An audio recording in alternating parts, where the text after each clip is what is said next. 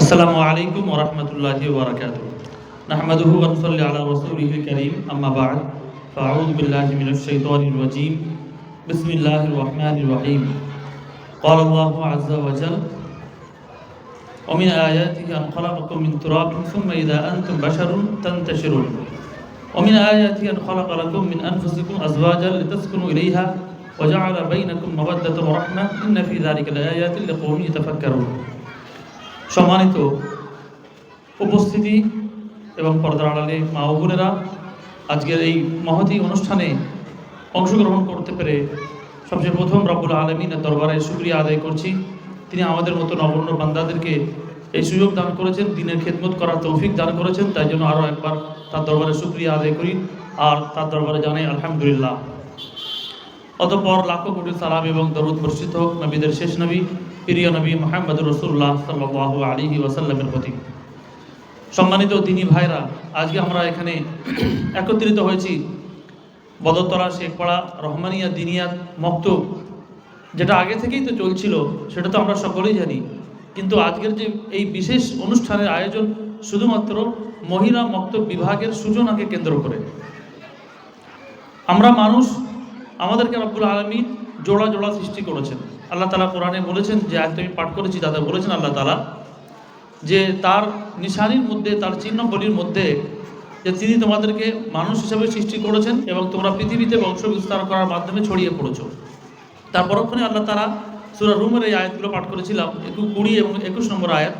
তো 21 নম্বর আয়াত আল্লাহ রাব্বুল আলামিন আরও ভাইটাল কথা বললেন যে তার নিশানির মধ্যে, তার চিহ্নবলির মধ্যে, আল্লাহর কুদরতের নিশানির মধ্যে হচ্ছে এটা যে আল্লাহ তাআলা তোমাদেরকে জোড়া জোড়া সৃষ্টি করেছেন।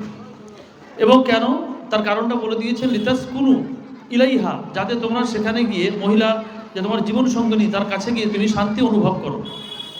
ওয়া জাআলা বাইনাকুম মাওয়াদ্দাতান ওয়া রাহমা, এবং আল্লাহ রাব্বুল আলামিন বলছেন যে আমি তোমাদের মাঝে, অর্থাৎ স্বামী স্ত্রীর মাঝে, নারী পুরুষের মাঝে রহমত রেখে দিয়েছি। মাওয়াদ্দাতান ওয়া রাহমা, মাওয়াদ্দা মানে হচ্ছে ভালোবাসার একটা পরিমাপ দুজনের মধ্যে রেখে দিয়েছেন। ওয়া রাহমা, এবং দয়া মায়ার একটা পরিমাপ রেখে দিয়েছেন নরনারীর মধ্যে, স্বামী স্ত্রীর মধ্যে। ইন্না ফি যালিকা লাআয়াতিন লিকাওমিন ইয়াতাফাক্কারুন, আল্লাহ রাব্বুল আলামিন তার পরক্ষণে ঘোষণা দিচ্ছেন এই ঘটনাগুলির মধ্যে যারা চিন্তা ভাবনা করে তাদের জন্য অনেক কুদরতের আল্লাহর নিশানি আছে, আল্লাহর কুদরতের নিশানি এবং চিহ্নাবলী আছে মানুষকে চিন্তা ভাবনার বিষয়। এখন যদি আমরা এটা দেখি, মানে এক কথায় মহিলা মক্তবের যে গুরুত্ব সেটাকে এক কথায় বুঝিয়ে নিয়ে তারপরে বিষয়টা আসছি। 15 মিনিট সময় দিয়েছেন, 2 মিনিট এই কথাটা বলে নিই যে এই আয়াতটা আল্লাহ রাব্বুল আলামিন যেটা বলতে চাইছেন যে মহিলারা তোমাদের জীবন সঙ্গিনী। মহিলাদেরকে আমাদেরকে সাথে নিয়ে চলতে হবে। কোনো সমাজ উন্নতির শিখরে পৌঁছাতে পারে না যতক্ষণ না সেই সমাজের মহিলারা শিক্ষিত হয়। এই জন্য নেপোলিয়ন বোনাপার্ট বলেছিলেন, একজন আমাকে শিক্ষিত মা দাও, আমি তোমাদেরকে সুশিক্ষিত সমাজ দান করব। এক চিন্তা করুন, একজন কে বলছে এটা? অমুসলিম।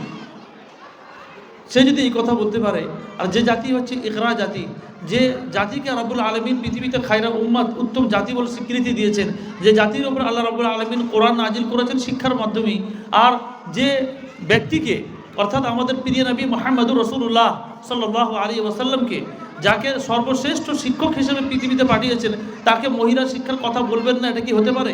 ইম্পসিবল।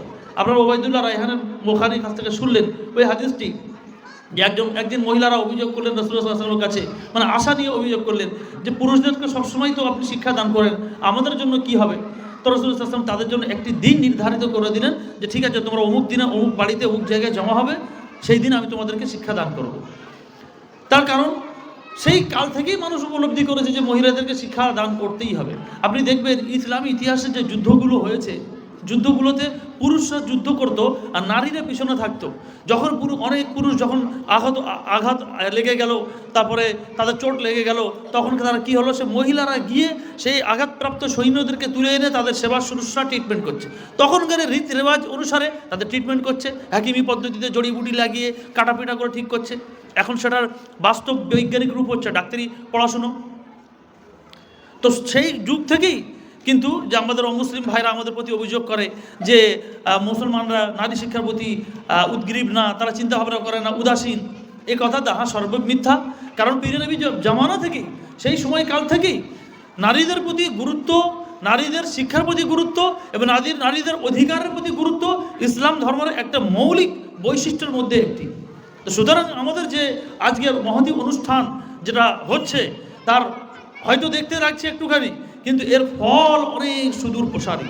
এখান থেকে যখন আমাদের মহিলারা পাস আউট করে বার হয়ে যাবে, তখন আবার তাদের অন্য সমাজে বিবাহ হবে, তার সম্পর্ক তৈরি হবে, তখন সেই চাইলে সেই মহিলা যদি এই মাদ্রাসা থেকে বা এই মক্তব থেকে, অ্যাকচুয়ালি এটা মক্তব আকারে সূচনা করা হলেও আশা করি এটা মাদ্রাসায় রূপান্তরিত হবে একদিন ইনশাআল্লাহ।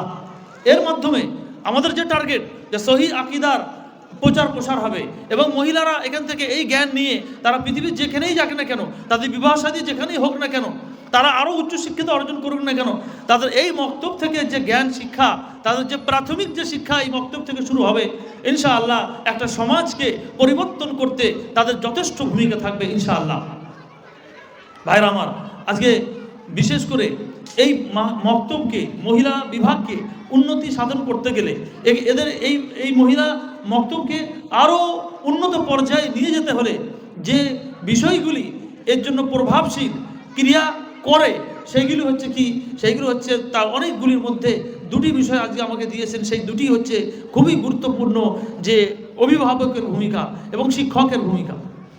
অভিভাবকের ভূমিকা, যে একজন অভিভাবক, যে মহিলাদেরকে এখানে পড়ানো হবে, যে শিশুদেরকে এখানে পড়ানো হবে, আমাদের টার্গেট কি, যে একটা তো বক্তব্য তো আছে, এই বক্তব্যে যেসব মেয়েদের বয়স 12 ঊর্ধ্বতন হয়ে যাবে, 12 ঊর্ধ্বে হয়ে যাবে, বালিকা পর্যায়ে চলে যাবে, যাদের ঋতুবতী হয়ে যাবে, যারা সম্পূর্ণ সেপারেট পরিবেশে একজন মহিলা শিক্ষিকার মাধ্যমেই যেন এটা পরিচালিত হবে এবং সম্পূর্ণ দিনের মাসলা মাসাইল কোনো ত্রুটি থাকবে না। যদি একটা পুরুষ শিক্ষক থাকতো তাহলে অনেক সময় লজ্জায় সে মাসলা মাসাইল জানতে পারতো না, কিন্তু আমরা যদি মহিলা বিভাগ খুলে দিই বা খুলছি, যেটা তার মাধ্যমে একজন মহিলা তার জীবনের খুঁটিনাটি মাসলা মাসাইল, তার পাক পবিত্রতা হওয়া থেকে নিয়ে, সংসারের জীবন জীবিকার থেকে নিয়ে, তার অন্তরে যে শিশুগুলো লুকিয়ে আছে, তার মাধ্যমে যে আবার পরবর্তী প্রজন্ম আসবে, সেই প্রজন্মকে উন্নত করতে গেলে তার যে প্রাথমিক জ্ঞান অর্জন এইখান থেকে হবে।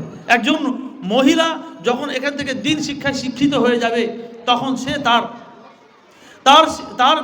তার সন্তানদেরকে সুসন্তান গড়ে তুলতে অতি অবশ্যই সক্ষম হবে। তাই জন্য আজকে যেসব শিশু বা বালিকা আসবে এখানে পড়তে, যা 12-13 বা এর ঊর্ধ্বে যেসব শিশুরা থাকবে, বালিকারা থাকবে, কিংবা যদি আরও ঘরের মহিলারা যে পড়াশুনো করতে চায়, যারা এখানে ইচ্ছা করবে যে এখানে আমিও আসি, আমার কোরআনটাকে শুদ্ধ করে নিই, আমার অনেক কিছু জানার আছে, দিতে হবে এই স্কোপগুলো। যেসব মহিলারা ধরুন বিয়ে হয়ে গেছে, কোনো ঘরের বৌমা, কোনো ঘরের মা, কোনো ঘরের দাদি, যদি সে চায় আমি এখানে এসে আমার এই জিনিসগুলো আমি শিশুকালেতে শিখতে পারিনি, তাহলে তাকে সে সুযোগ করে দিতে হবে। যদি আমরা এই সুযোগটা করে দিই মক্তব কমিটির পক্ষ থেকে, তাহলে দেখবেন ওই ঘরে ঘরে সিনেমা নাটক দূর হয়ে যাবে, ওই ঘরে ঘরে দেখবেন অন্তর্কলহ দূর হয়ে যাবে। কারণ দিন শিক্ষার বরকত তার মধ্যে যখন ঢুকবে, তখন ঘর দেখবেন জান্নাতের বাগান হয়ে যাবে। পৃথিবীতে থাকতে থাকতে ঘর জান্নাতের বাগান হয়ে যাবে কখন? যখন মহিলারাই সুন্দর হবে, যখন মহিলাদের আচরণই ভালো হবে, যখন স্বামী ঢুকবে তার সাথে ভালো আচরণ করবে, তখন পুরুষের মন শান্তি হয়ে যাবে। আর এই মহিলাই যদি দিন শিক্ষায় শিক্ষিত না হয়, তাহলে পুরুষের মন শান্তির জায়গায় অশান্তি হয়ে যাবে। এই জন্য যারা অভিভাবক তাদের চিন্তা করতে হবে এখন থেকে, যে আমার শিশু, আমার মেয়ে, যে মেয়ে একটু বালিকা হয়ে যাচ্ছে, একটু বয়স হয়ে যাচ্ছে, তাদের যে সেপারেট ব্যবস্থা করা আছে, এতদিন পর্যন্ত সে দিন শিক্ষায় যেতে পারেনি, ইংলিশ মিডিয়াম পড়ছে বা অন্য কোথাও পড়ছিল, তার হয়তো প্রাথমিক দিন শিক্ষা অর্জন হয়নি। সুতরাং এই মহিলা বিভাগ যে খোলা হচ্ছে, এখানে প্রতিটি গার্জেন, প্রতিটি অভিভাবক সক্রিয় হয়ে নিজের আওলাদদেরকে, নিজের সন্তানদেরকে অবশ্যই পাঠাবেন। এখানে একটা ইসলামী সমাজ গঠন করতে আপনাকে এখন থেকে পরিকল্পনা করতে হবে যে আমার শিশু, আমার বালিকা মেয়ে, আমার কচি বাচ্চা যেখানে যাবে, যেখানেই তার সংসার পাতুক না কেন, সেখানে সহি আকীদা তাকে প্রচার প্রসার করতে হবে, সেখানে দিন ছড়িয়ে দিতে হবে। শিরক সেখানে থাকলে হবে না। সেটা কীভাবে সম্ভব? যখন একজন অভিভাবক, গার্জেন এই মক্তবের গুরুত্বকে উপলব্ধি করার পরে সেটা বাস্তবে পরিণত করবে এবং সে তার শিশুদেরকে যত্ন করে এখানে পাঠাবে। এবং যত্ন করে শুধু পাঠালেই হবে না, তার পদে পদে তার জন্য খেয়াল রাখতে হবে যে তার মাসে প্রতিদিন যদি পারি তো প্রতিদিন তার খবর নেবে সেই শিশুটার কিভাবে তার পড়াশোনা এগোচ্ছে। কম করে প্রতিদিন যদি না পারে সপ্তাহে একবার খবর নেবে। সপ্তাহে যদি একবার না খবর হয়, মাসে কম করে একবার সে অবশ্যই একজন অভিভাবকের দায়িত্ব, কর্তব্য। তার শিশুরা এত টাকা ব্যয় করে যে মক্তব নির্মাণ করা হলো, এত টাকা খরচ করে যে সুন্দর পদ্ধতি সিস্টেম চালু করা হলো, সেখানে আমার শিশু ঠিকমতো পড়াশুনো করছে কিনা তাকে দোয়াটা জিজ্ঞাসা করা। আচ্ছা তুমি এই দোয়াটা শিখেছো, কেমন আমাকে শোনাও তো। আচ্ছা তুমি আয়াতুল কুরসি শিখেছো কি, আমাকে বলো দেখি তো। আচ্ছা এই ওখানে আমাদের যে দিনী হাতে সিলেবাস আছে, বিভিন্ন কোশ্চেন পদ্ধতি আছে, একদিন পৃষ্ঠাটা উল্টে তোমাদের কোথা পর্যন্ত পড়া হয়েছে, নবীর জীবনী থেকে একটা প্রশ্ন করে দেখা কি হচ্ছে, পড়াশোনা সঠিক হচ্ছে না। গার্জেনের, অভিভাবকের এটাও একটা দায়িত্ব যে যে ব্যাচে পড়ছে সেই ব্যাচের শিক্ষকরা ঠিকমতো পড়াচ্ছে কিনা, সিলেবাসটা শেষ করছে কিনা। তাহলে যদি ঠিকমতো পাঠদান করে, ঠিকমতো সিলেবাস ঠিক করে, ঠিক পড়ায়, তো আলহামদুলিল্লাহ। যদি কোথাও কোনো ঘাটতি খামতি থাকে তাহলে সেটা কিন্তু আদব সহকারে কমিটির কাছে জানাতে হবে যে দেখুন না, আমার মেয়ে এখানে পড়ছে আর এই পড়ার মধ্যে দেখতে পাচ্ছি যে এইটা ঠিকমতো তার মাথায় ঢুকছে না, তাকে হয়তো বোঝাতে সক্ষম হচ্ছেন না, আপনারা এটা উদ্যোগ নেন। বা সেই শিক্ষিকা, যেহেতু আমরা এটা বালিকা মক্তব খুলছি, তাহলে এখানে শিক্ষিকাই থাকবে বেশিরভাগ, যতক্ষণ না আমরা উপযুক্ত শিক্ষিকা পাচ্ছি। তো পর্দার আড়াল থেকে শিক্ষকের ব্যবস্থা করা যায়, কিন্তু আমাদেরকে খোঁজ রাখতে হবে যে উত্তম শিক্ষিকা পাওয়া যায় কিনা। যেহেতু 12 বছর বয়স থেকেই মেয়েরা বড় হয়ে যায়, তাদের যে হরমোনগত বৈশিষ্ট্যগত যে তাদের লক্ষণগুলি দেখা যায় 12 বছর পরে হয়ে যায়। আর তখন মানুষ তার ইমানকে মজবুত রাখার জন্য আমাদের এই কমিটি, আমরা এটা চিন্তা ভাবনা করেছি যে বালিকা মক্তব প্রতিটা জায়গায় আমরা এটা বালিকা মক্তব আপনাকে পরিচালনা করব। যাক আলহামদুলিল্লাহ, এইখান থেকে যে সূত্রপাত হচ্ছে এটা ভেবে, এটা দেখে, এটা বুঝে অত্যন্ত আনন্দিত হচ্ছি আপনাদের এই উদ্যোগে, আপনাদের এই শুভ ভূমিকায় অত্যন্ত খুশি। রব্বুল আলামিন সাক্ষী আছে।